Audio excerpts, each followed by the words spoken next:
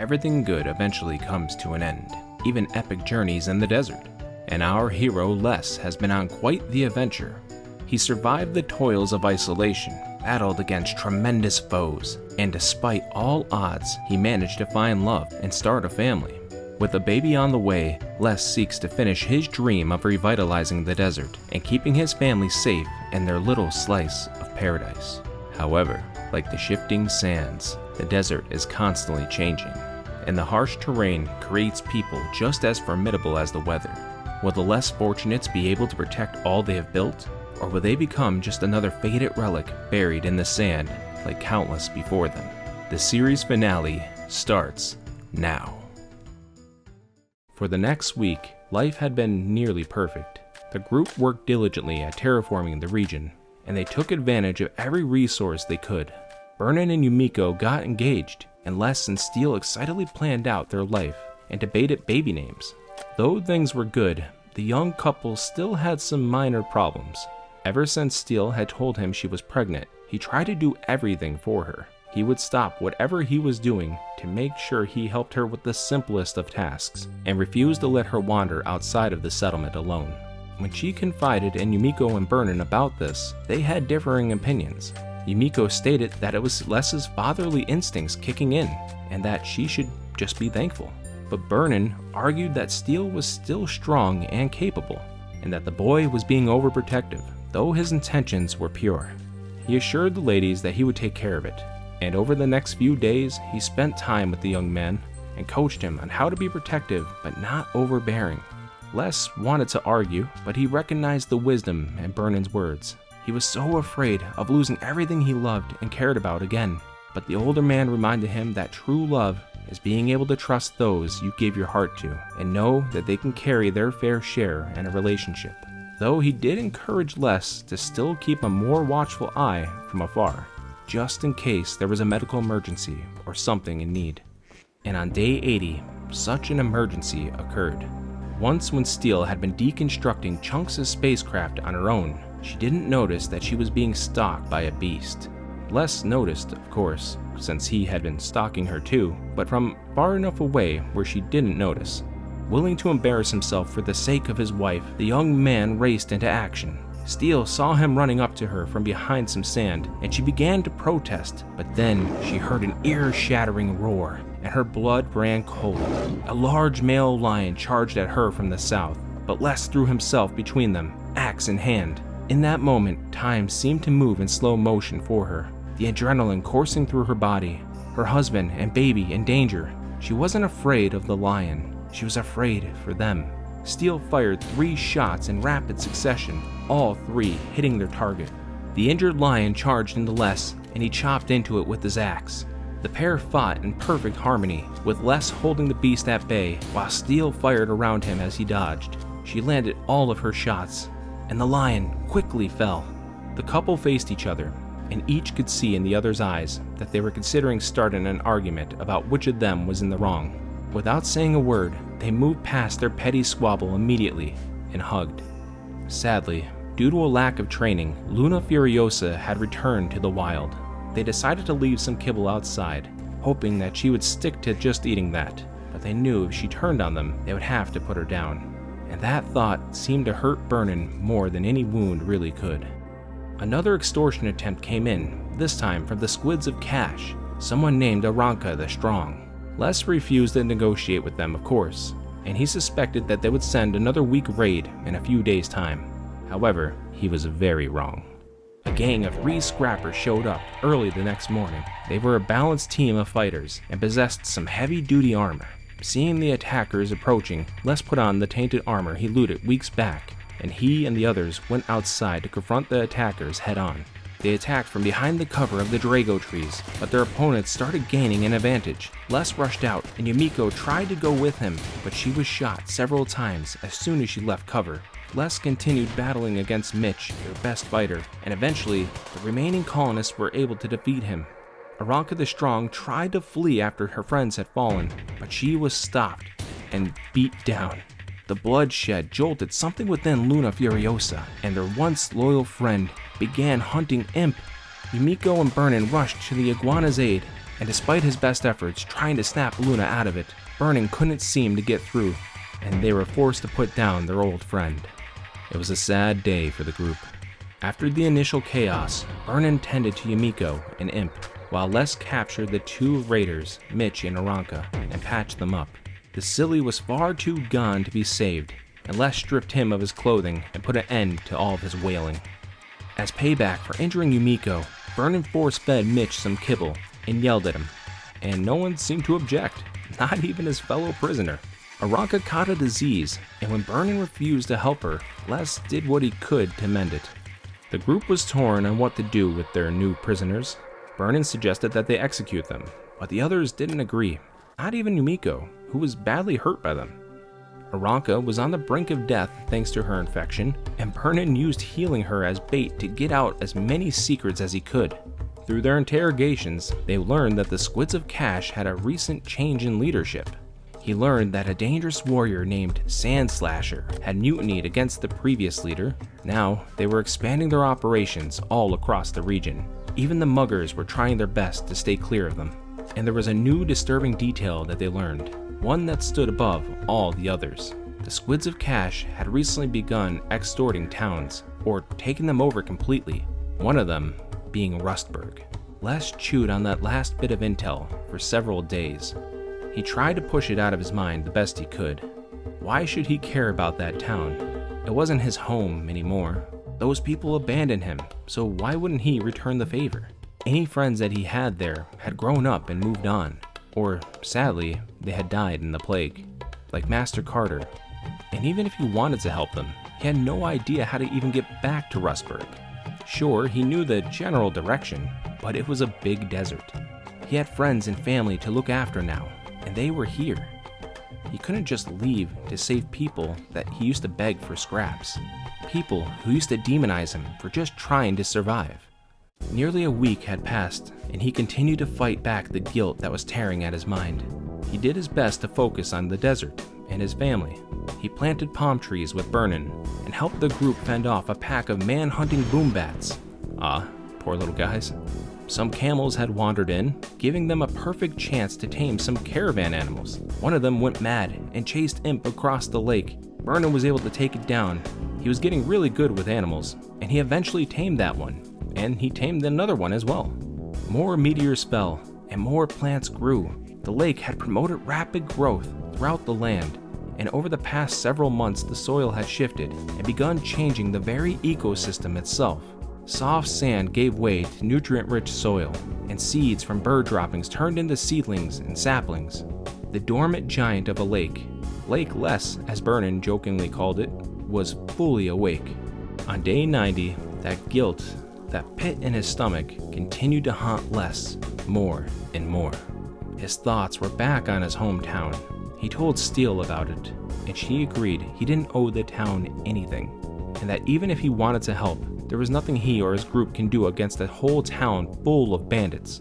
Les tentatively agreed, but that night, Mitch tried to escape, and Les caught him before he could.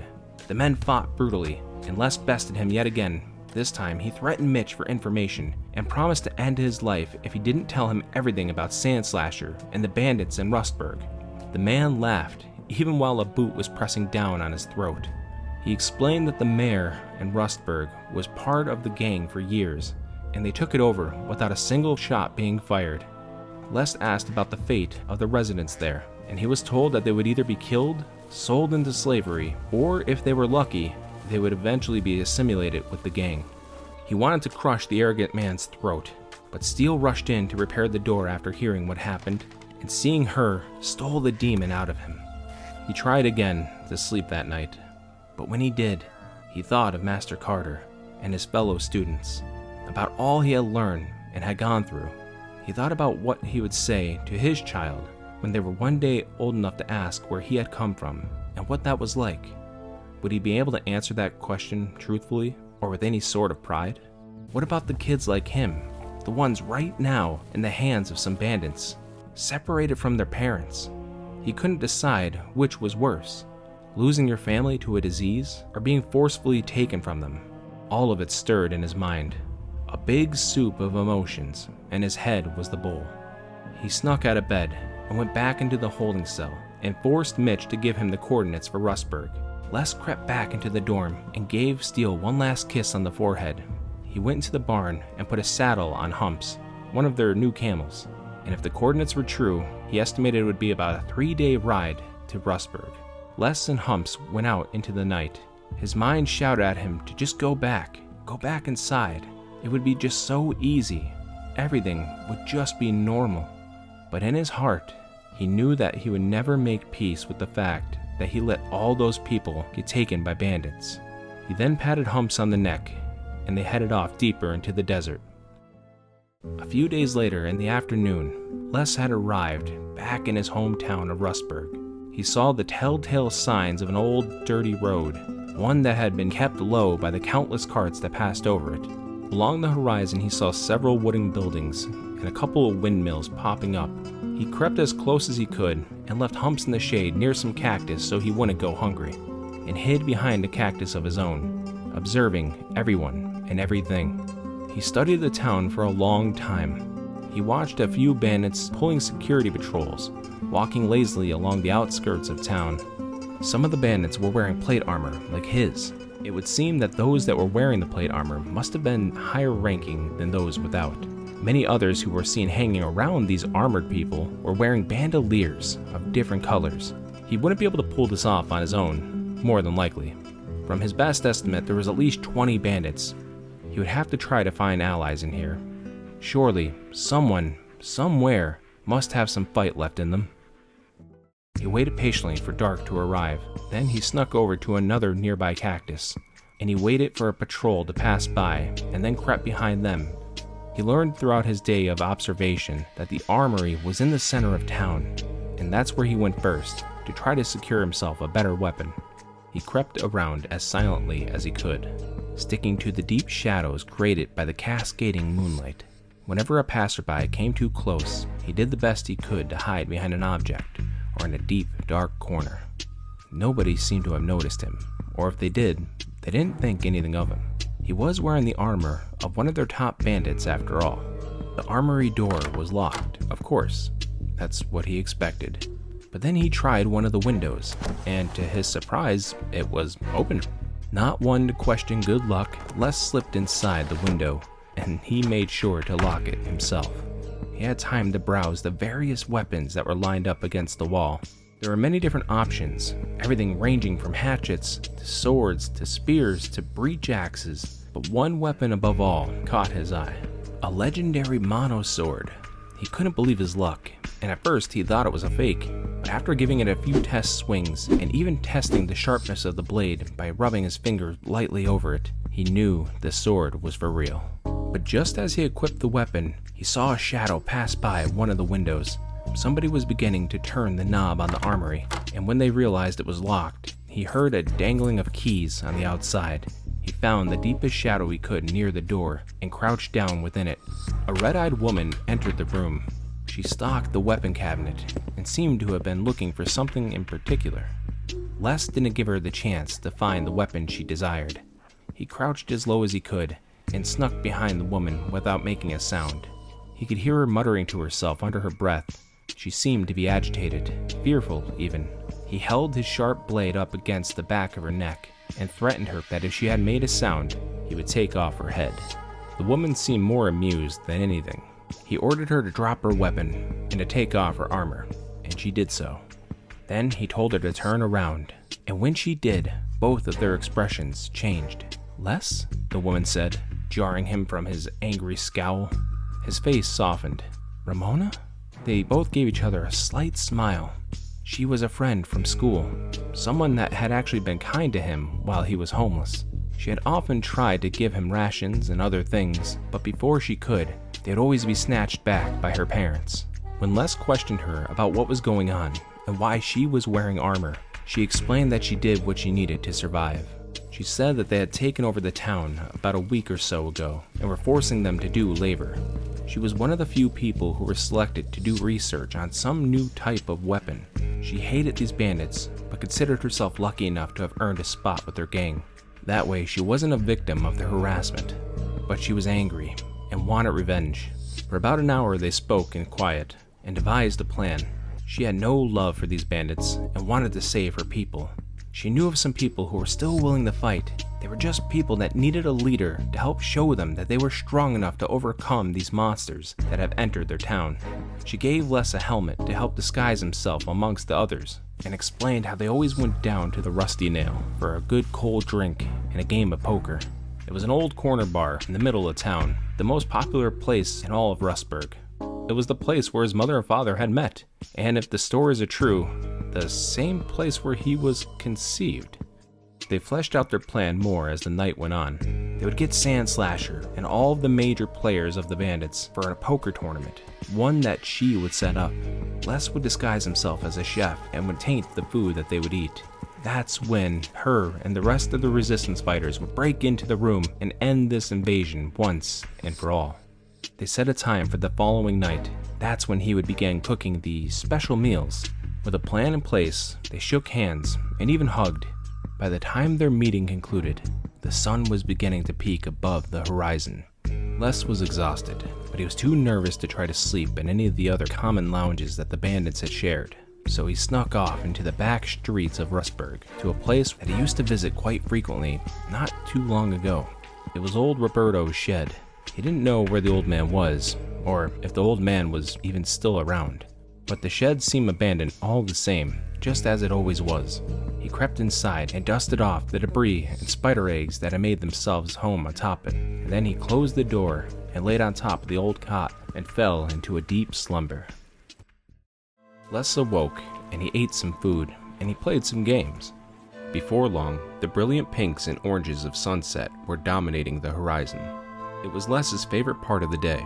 Even when he was sleeping in the streets, he always looked forward to it. He loved the way the dark silhouettes of the buildings contrasted against the waves of color in the background. Something about the odd mix always made him feel at peace.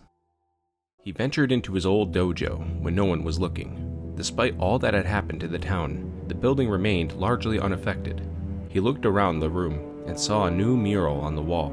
It was one of Master Carter in a calm, meditative stance with a quote that read, "A warrior's strength comes not from the battles they win, but from the losses they endure with an unbreakable spirit." Les bowed before walking onto the dojo floor, and he moved slowly across till reaching the far wall. He bowed again in respect, this time towards Master Carter's mural. He stood there for a while and talked about many things. He told the painting about the pain and loss he suffered, about his desert adventure and the new life he had made for himself. He admitted to being scared. He was afraid of Sandslasher and his gang of bandits. He was afraid for his family and the townsfolk and what might happen to them if he failed. But more than anything, he was terrified about failing as a father. He knew nothing about children and next to nothing about life. What type of example would he be to his child? The room was deadly silent, and even the outside noise had ceased altogether. And though he could hear nothing, he felt an inner peace wrap itself around him like a protective cloak. All this time, life had been preparing him for this very moment. The suffering, the pain, the happiness, and joy. Everything he experienced in this forge called life was hammered into the blade that he has now become. Les took a deep breath and whispered, "I know who I am. I know what I'm capable of. I'm ready." He lowered himself to his knees and unsheathed his new legendary sword. He held it out horizontally in both hands and bowed. "Master, guide my hand." The night was loud with obnoxious laughter and the clinking of glasses. A thick, pungent smoke hung in the air, a combination between smoke leaf and tobacco.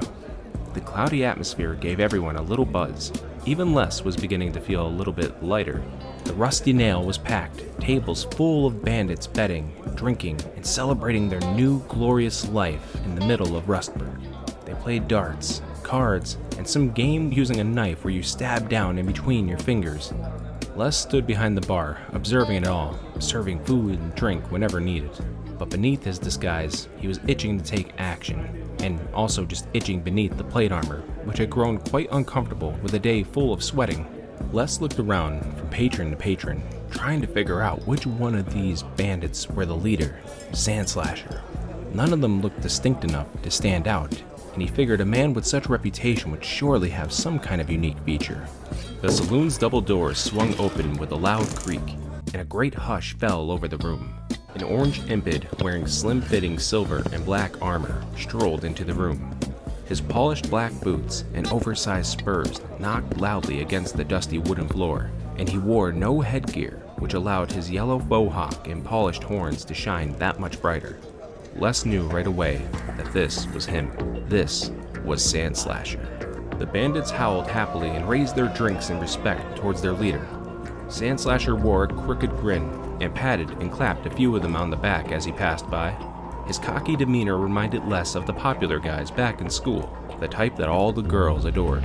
He grabbed a drink and strolled about the crowd, shaking hands and listening to stories. Les did his best to blend in, and he fooled more than one suspicious bandit during the night. He was invited to play a hand of cards. He knew if he declined, it would draw more suspicion upon him, so he cheerfully agreed. While they played, he studied the leader whenever possible. The man liked to drink, that much was obvious, but he always took drinks off of his closest allies and never ordered one himself, and he never even glanced at the food. To Les's surprise, the impid walked over to the piano. A couple of bandits who had been poorly attempting to play shrank away as he approached, each of them nodding their heads in respect. He invited one of them to stay and instructed them on which key to press and when. Then, Sandslasher cracked his knuckles and began playing an oddly beautiful tune. And for a time, that's how it went, eating and drinking, gambling and fighting. It seemed like every bandit in town had joined the poker party, and this was exactly what Les was hoping for. Ramona crept through the dark streets and began gathering as many townsfolk as she could trust. She explained to them that Les had returned to save them, that he had grown into a fierce warrior in the wilds, and would help break them free of the bandits.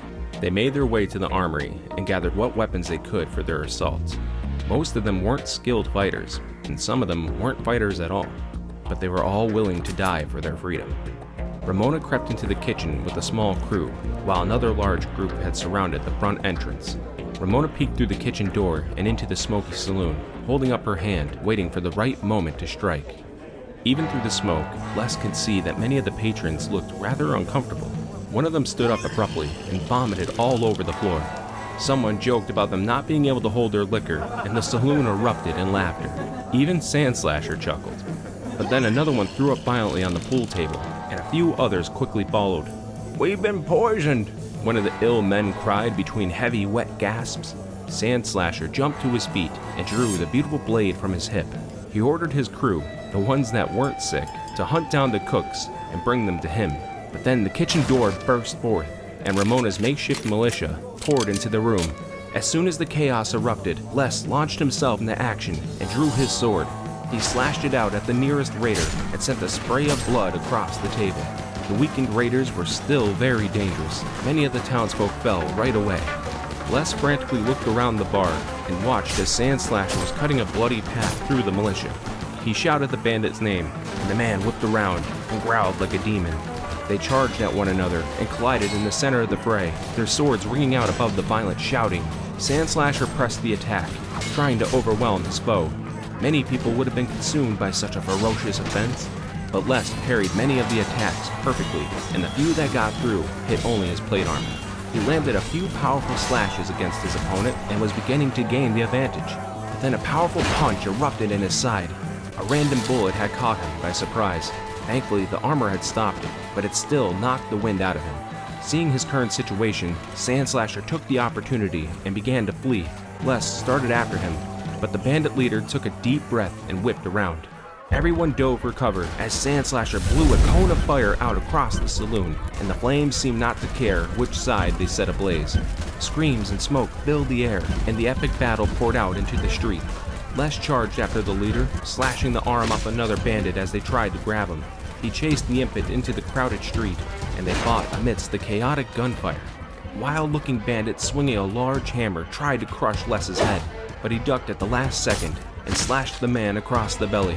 His legendary sword wasn't satisfied enough with just gutting the man. The amazing blade was so sharp that it cut clean through his body, and the man slowly fell in half to the ground.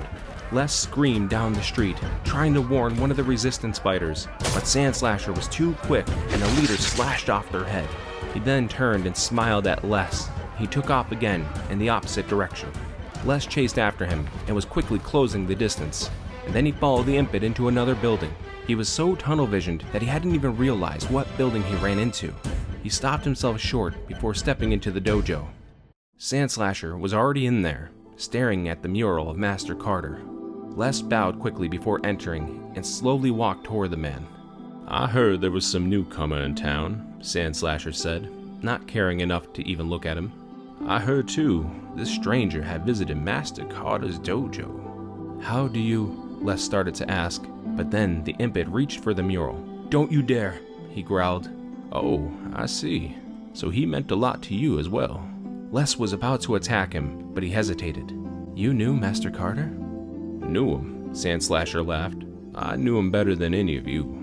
He reached out and lightly touched the painting. He chuckled some more, and Les could tell that he was thinking of an old memory. "Let's just say we're cut from the same cloth." "You have no idea who he was. Either that, or you're the worst student he ever had." That accusation provoked some anger from the bandit, and his narrowed eyes slowly turned and peered into Les. The young man gave an audible gulp and brought his sword up at the ready. "Student?" he asked in a low, menacing voice. "I taught him everything he knows." 1,000 questions raced through Les's mind in that moment. Was this criminal really Master Carter's sensei? Was Master truly capable of being in the same room as this horrible man? Then why are you doing this? "Well, let's just say your precious master wasn't the aw shucks kind of guy you remember him as. And he also owes me a great debt. And just so happens this town here is the first payment." "It's pointless. He's already dead." "Is that so?" Sandslasher's crooked grin expanded into a wide, toothy smile. "Well, ain't that funny? And here I was thinking you knew all about Duskblade." "Duskblade?" "Listen, kid, I ain't got time for storytelling. Now leave here and never come back. We can forget this little exchange ever happened." "No, these people are innocent. You and your gang need to leave, or I'll kill you all." "Last chance, kid. Now, get out." The bandit roared the last sentence, and his eyes flashed brightly for just a heartbeat. That growl, those flashing eyes, the horrible presence of dread. Les felt himself turning for the door. He seemed to have no control over his body, but then he stopped and resisted the invisible pull and turned his body back as if he was fighting against a roaring tide. "I won't go." "Aw, hell, kid. Why didn't you just listen? Now I really do have to kill you." The bandit walked forward, and Les fully gained control of his body and charged towards him. The impet's smile turned smoldering red, and Les knew what that meant. A burst of flame sprayed out from the man's mouth, and he was able to turn his body just in time, barely avoiding the blaze. He charged in again and chased his opponent around the punching bags.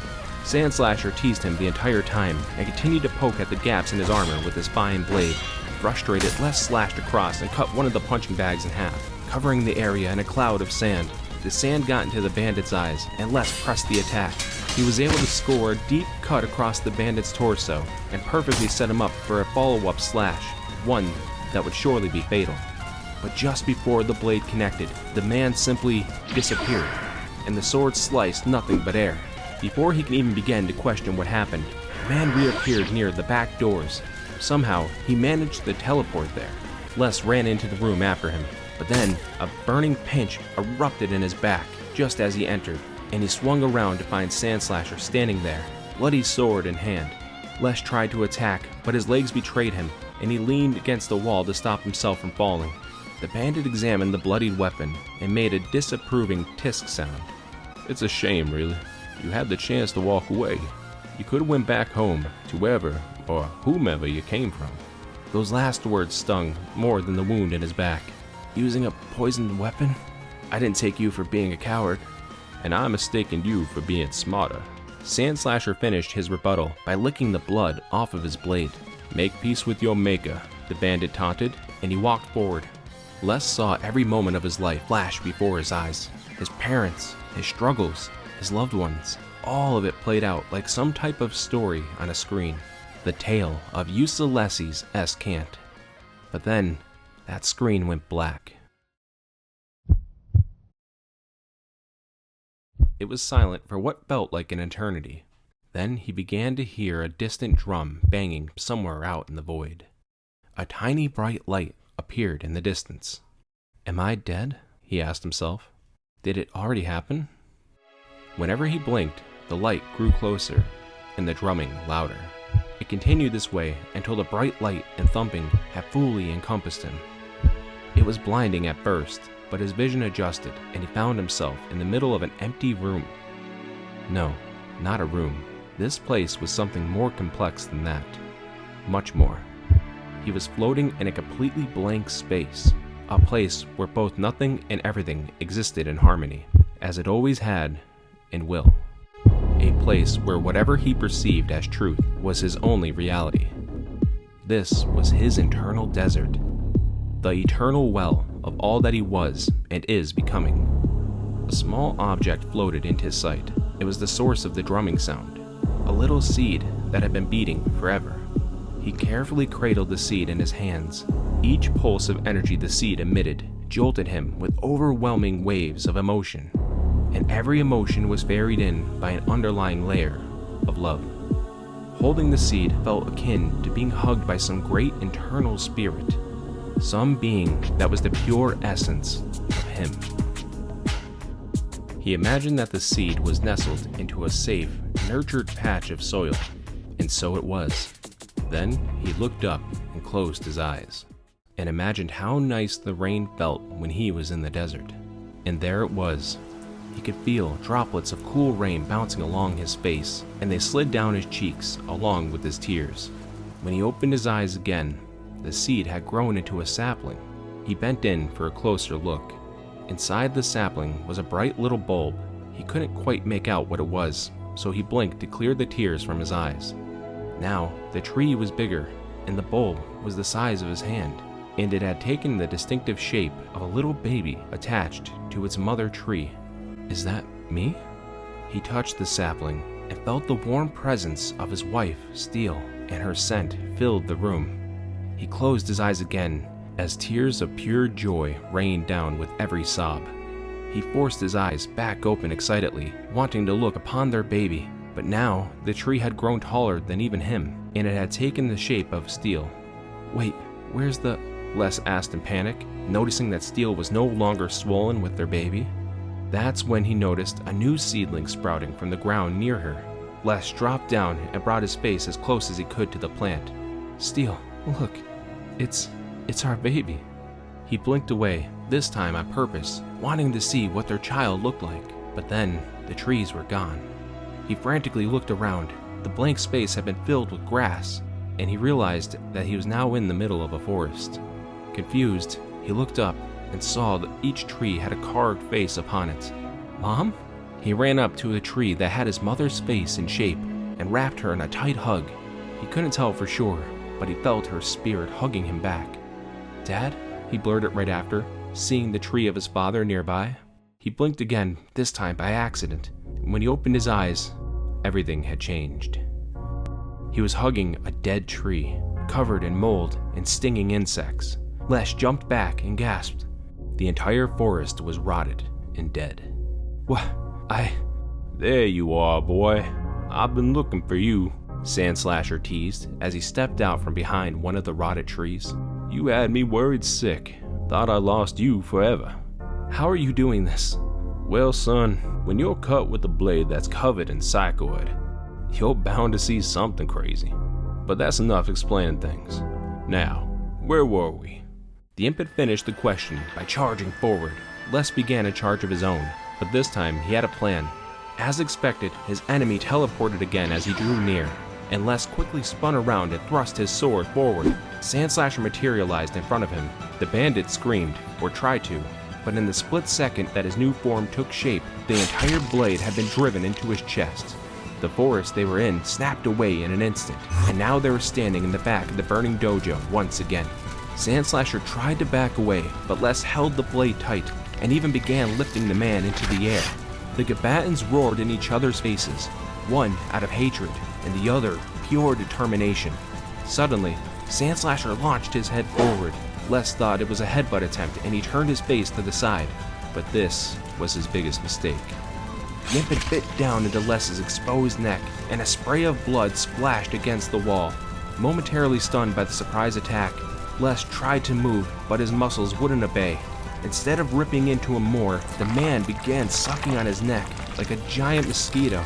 Les finally managed to let go of his sword, and both men crumbled to the ground. Instead of going for his weapon, Sandslasher went again for Les's neck, growling like a feral beast. Les held the man's snapping mouth at bay with one hand and reached for his sword with the other. The bandit pushed harder and nearly latched onto him again. With one last shout of defiance, one last shout of pure, visceral survival, Les shoved the man off and grabbed his blade and slashed off the bandit's arms as he dove back in. Sandslasher howled in pain and collapsed to the ground. "Oh, now you done pissed me off, boy." Les went for the killing blow, but a piece of fiery debris broke down upon them, and he barely managed to jump out of the way. They were now separated by the burning rubble, and Sandslasher burst out in laughter. "What's it gonna be, son?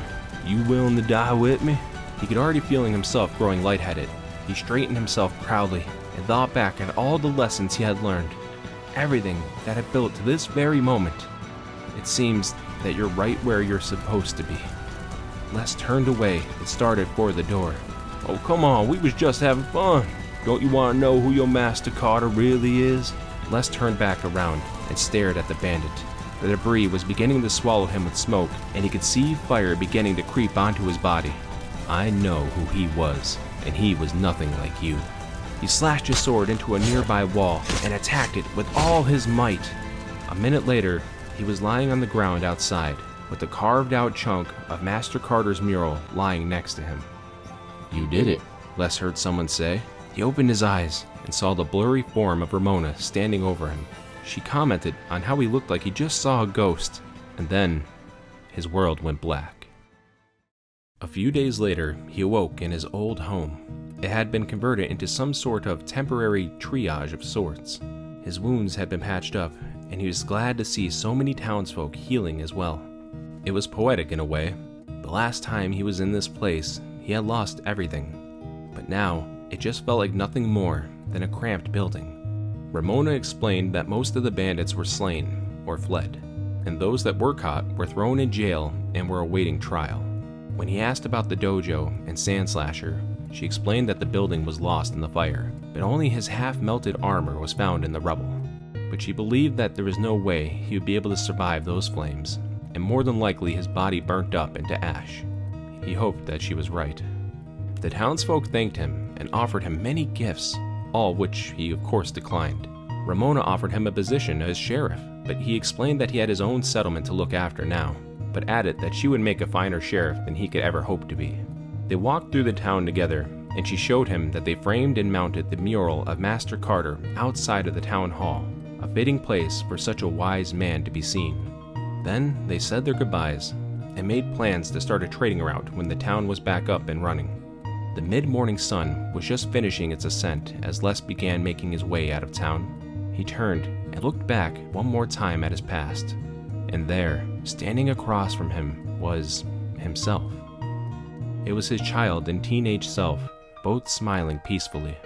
He nodded toward them, and they disappeared into bits of sand being carried off by the wind. He later found Humps hanging out near where he had left him. The camel had broken free from his rope, but he stuck around anyway, feasting on all the cacti. They started back home, and about an hour into the trek, his Kodak had finally gained service, and it crackled to life immediately. Steele's voice came through in a mixture of fear and anger. "Les, are you okay? Answer me, damn it." "Steele," he replied with a smile. "I'm coming home." 3 days later, the shimmering lake of the Barren Bay Basin came into sight. He radioed in and informed them of his arrival. Steele charged him. She shoved him in the chest a few times and scolded him briefly before embracing him in relief. Vernon and Yumiko surrounded them in a hug, and each took a turn threatening Les to never do that again. Over a week later, on the 100th day since Les had started his desert adventure, Steele wailed in agony. She was in labor, and he was there by her side, helping her through it the entire time. He would say reassuring things to try to calm her, and she would reply with insults and curses. They remained there for a majority of the day, and finally, Vernon announced that the baby was on its way. With one final push, the baby was out. It didn't make any sound at first, and Les felt his heart sink into the pit of his stomach. Vernon remained calm, however, and gently tapped the baby on the back. It let out a beautiful, shrieking cry. "There you go, little one. There you go," the big man said, his eyes just as watery as everyone else's. "A beautiful baby girl." He handed her to Les, and Les brought her immediately over to Steele and laid their daughter on her chest. Steele weakly looked up, barely conscious. "Here she is," he said, helping her hold the baby. He kissed Steele on the forehead and whispered, "Thank you." An hour later, they were gently speaking as the baby fed, and finally they agreed on a name. Their baby girl would forever be known as Silver S. Cant. When you lose everything and you fall into the very bottom of your life, remind yourself to smile, for your story is not finished.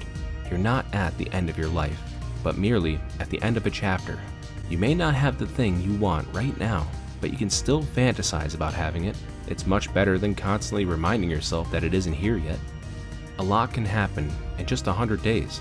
Les started with absolutely nothing, and just a year and a half later, he has the life he always dreamed of. The answer was lying dormant inside of him the entire time. He just needed to quiet his mind long enough to hear it. Now, quiet your mind and ask yourself, what do you want? The answer is there inside of you, an instinctual path that exists within you, a path that will help you obtain the very thing you desire most. And the best part is, you don't need to get lost in a desert to find it. Follow your heart, and you'll be there before you know it. Good luck, my friends.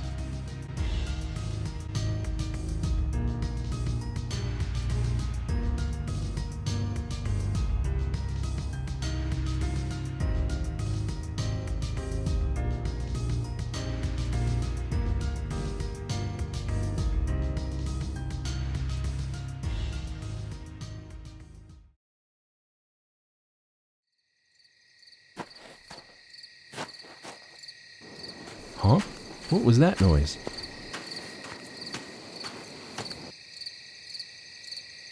Huh. Must have been my imagination.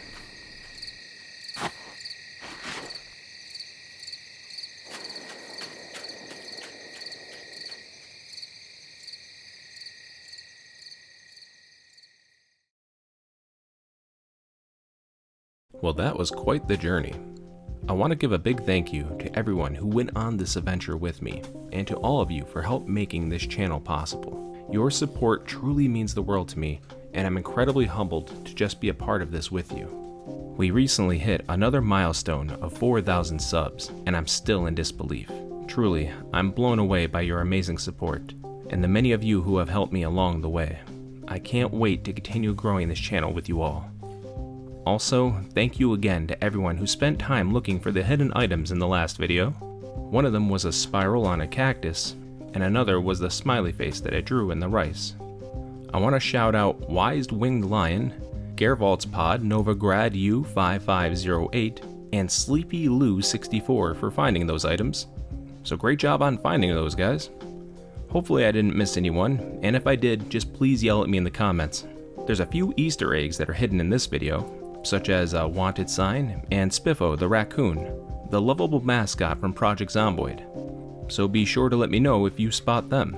There's many more videos on the way, and I look forward to hearing your thoughts about them. Well, until next time, friends, thank you again so much for watching, and take care.